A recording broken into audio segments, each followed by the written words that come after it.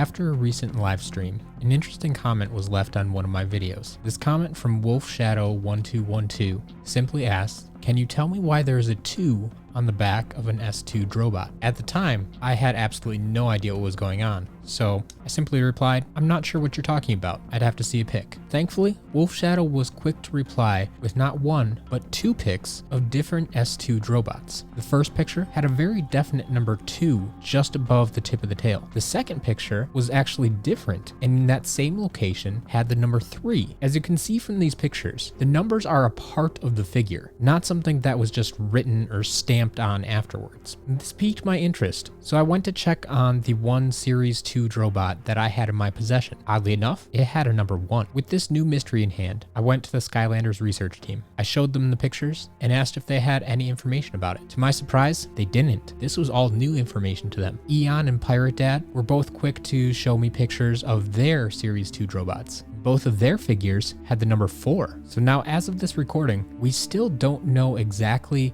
what the purpose of these numbers is or why there are different numbers printed on the figures. I have a theory which I'll share with you in a minute, but I would also like your help in gathering some more information. If you have a Series 2 Drobot in your possession, turn it around, and on the back side of the wings just above the tail, you should see a number. So far, we've only seen the numbers 1, 2, 3, and 4. I expect you will find one of these 4 numbers as well. Then, to help my theory along, I would like to know what the number is that is printed on the base of your figure. If you flip the figure over, you should see a number similar to this, W1139A. So if you own a Series 2 Drobot, I would love for you to leave a comment below with the number you found on the back of the figure and the corresponding number on the base of the figure. So what exactly is my theory? The only reason I can think of for these figures to have different numbers like this printed on the figure is that multiple molds were used to create these figures. And it wouldn't surprise me if it was standard practice for them to actually number these molds. However, the person